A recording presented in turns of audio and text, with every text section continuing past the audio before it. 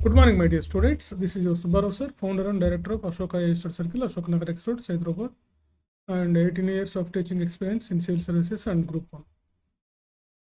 Group 1లో success అయినటువంటి వాళ్ళని కానీ మనం గమనించినట్లయితే వాళ్ళు అసలు ఎందుకు వాళ్ళు మాత్రమే సక్సెస్ అయ్యి డిప్యూటీ కలెక్టర్లు, వాళ్ళు మాత్రమే ఎందుకు డిఎస్పీలు, సిటీఓలు, మున్సిపల్ కమిషనర్లు అయ్యారు, మిగతా వాళ్ళు ఎందుకు అవ్వలేదు? చాలామంది మా విద్యార్థులు కూడా పాపం బాగా కష్టపడి చదివారు, కానీ ఎందుకు వీళ్ళు సెలెక్ట్ అవ్వలేదు? వీళ్ళలో కొన్ని మిస్టేక్స్ ఉన్నాయన్నమాట. ఆ మిస్టేక్స్ని కరెక్ట్ చేసుకోవాలి. ఫస్ట్ ఏంటంటే గ్రూప్ 1 ప్రభుత్వ ఉద్యోగం లక్ష్యం అనుకున్నప్పుడు, ప్రభుత్వ ఉద్యోగంలో ఉన్నత ఉద్యోగాలే లక్ష్యం అనుకున్నప్పుడు మీరు లాంగ్ రన్లో మీ ప్రిపరేషన్ ఉండాలి. చాలా ముందు నుంచే, నోటిఫికేషన్ రాకముందు నుంచే మీ ప్రిపరేషన్ ఉండాలి. వాళ్ళు మాత్రమే ఈ డిప్యూటీ కలెక్టర్లు, డిఎస్పీలు ఇలాంటి టాప్ మోస్ట్ పోస్టులకు ఎంపిక అవ్వడానికి అవకాశం ఉంటుంది. లాంగ్ ప్రిపరేషన్ ఉండాలి. నోటిఫికేషన్తో సంబంధం లేదు, మీ పాటికి మీరు ప్రిపేర్ అవుతూనే ఉండాలి. రెండవది, నేను గమనించిన విషయంలో చూస్తే మా దగ్గర టెస్ట్ సిరీస్ చాలామంది రాశారు. వీళ్ళల్లో సీరియస్గా, సిన్సియర్గా, సీరియస్గా, పర్ఫెక్ట్గా రాసిన వాళ్ళు ఒక 60-70 మంది మాత్రమే ఉంటారు.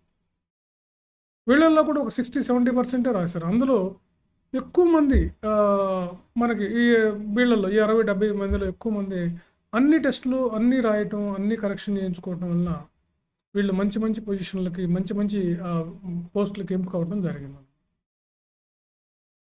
సో అందుకని మీరు నోటిఫికేషన్తో సంబంధం లేకుండా అది ఎప్పుడైనా రానివ్వండి. ఎలాగో వస్తాయి అంటున్నారు కాబట్టి ఎప్పుడైనా రానివ్వండి. క్యాలెండర్ అంటున్నారు, అన్ని క్లియరెన్స్ ఇచ్చుకుంటూ వస్తున్నారు కాబట్టి ఎప్పుడైనా రావచ్చు. అది ఎప్పుడన్నా రానివ్వండి. నేను గ్రూప్ 1 ఆఫీసర్ అవ్వాలి, అదే నా లక్ష్యం అన్నట్టుగా మీరు ఉండాలి. దానికోసం మీ ప్రిపరేషన్ అంతా ఇప్పటి నుంచే ఉండాలి. ఇప్పటి నుంచే, నోటిఫికేషన్ రాకముందు నుంచే ఎవరైతే ప్రిపేర్ అవుతారో వాళ్ళు మాత్రమే రేపు ఈ డిప్యూటీ కలెక్టర్ లాంటి పోస్టుల్లో ఉంటారు. టాప్ మోస్ట్ పోస్టులోనే ఇలాంటి వాళ్ళకే వస్తాయి. సో ఇప్పటి నుంచి మీ ప్రిపరేషన్ స్టార్ట్ చేయండి. ఇప్పటి నుంచే మీరు న్యూస్ పేపర్ చదవండి, సిలబస్ ఏంటో చదవండి, ఎలాంటి క్వశ్చన్స్ వస్తున్నాయో చూడండి, ప్రిలిమ్స్లో ఎలాంటి క్వశ్చన్స్ వస్తున్నాయి, మెయిన్స్లో ఎలాంటి క్వశ్చన్స్ వస్తున్నాయో చూడండి. అదేవిధంగా రైటింగ్ ప్రాక్టీస్ చేయండి. మీరు ఇన్ టైంలో రాయగలుగుతున్నావా లేదా, అసలు కరెక్ట్ ఆన్సర్ రాస్తున్నావా లేదా, టెస్టులు రాయండి, ఆ టెస్టులు కరెక్షన్ చేయించుకోండి. మంచి మెంటర్, మీకు ఎవరైతే మెంటర్ ఉంటారో అట్లా మీకు అశోక్ నగర్లో జరిగే గందరగోళంగా కాకుండా మీరు మంచి మెంటర్ ఎవరైతే ఉంటారో వాళ్ళ దగ్గరికి వెళ్ళి మంచిగా రాసి, మీరు ఆన్సర్ రాసేది కరెక్టా కాదా అని చెప్పి మీరు దగ్గర పెట్టుకొని మిమ్మల్ని కరెక్షన్ చేసేవాళ్ళు, ఆన్లైన్లో అయినా సరే పర్ఫెక్ట్గా మీకు చేసి మీకు ఫీడ్బ్యాక్ ఇచ్చేవాళ్ళని, మాలాంటి వాళ్ళని ఎంచుకొని అలాంటి వాళ్ళతో దగ్గర గైడ్లైన్స్ తీసుకోండి. మీరు ఖచ్చితంగా మీరు మీ మీ లక్ష్యమైనటువంటి డిప్యూటీ కలెక్టర్, ఆర్డీఓ లాంటి పోస్టులకు ఎంపిక అవ్వచ్చు. అంతేగాని నోటిఫికేషన్ వచ్చినాక చదువుదాం, నోటిఫికేషన్ వస్తే కదా వచ్చినప్పుడు చూద్దాం అంటే మనకన్నా ముందు చాలామంది ఉన్నారు ఇలాంటి వాళ్ళు. ఇప్పుడు 450, 440 వచ్చి ఈ జాబ్ రానటువంటి వాళ్ళు కూడా ఉన్నారు.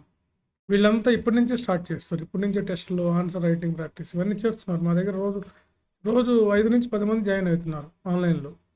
సో ఇట్లా వీళ్ళని చూసి నాకు అర్థమవుతుంది అనమాట. ఇంకా కొంతమంది గ్రామీణ ప్రాంతాల్లో ఉన్నటువంటి వాళ్ళు, ఇతర ప్రాంతాల్లో ఉన్నటువంటి వాళ్ళు, వర్కింగ్ పీపుల్, మీరు కూడా ఈ పద్ధతిని పాటించండి.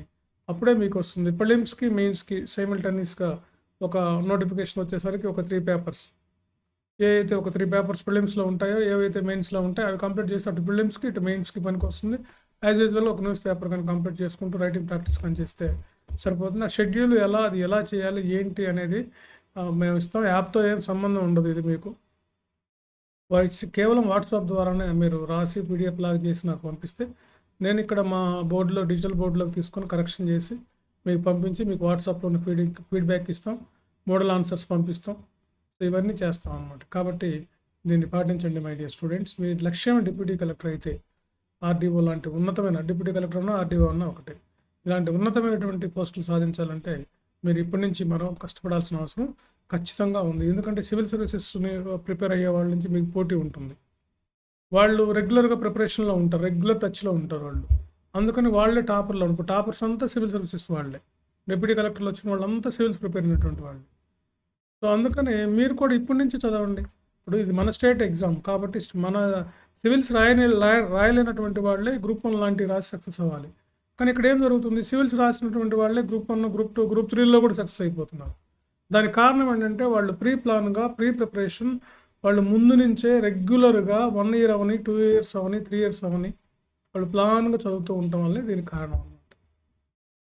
సో కాబట్టి మీరు కూడా ఈ పద్ధతిని పాటించి మంచి గైడ్, మంచి మెంటర్ చూసి మీకు ఎవరైతే మీకు బాగా హెల్ప్ అవుతుందో చూసుకోండి. గుంపులో గోవిందలాగా వేల మందిలో ఉన్న దగ్గర టెస్ట్ పేపర్లు తీసుకొని రాసి అక్కడ పడేసి వాళ్ళు ఎప్పుడో ఇచ్చి అవన్నీ పాటించుకోండి. మీ పేపర్ మీకు పర్ఫెక్ట్గా మీ టీచర్ దిద్దిస్తున్నారో లేదో చూసుకోండి. Okay right. ఇవన్నీ నేను ఇంతకుముందు చెప్పున్నాను, మీరు మళ్ళా చెప్తున్నాను. ఎందుకంటే మీరందరూ ఈ గ్రూప్ 1 లక్ష్యం అయ్యి మీరందరూ కూడా మంచి మంచి జాబులు సాధించాలన్నదే నా కోరిక. Okay, thank you very much.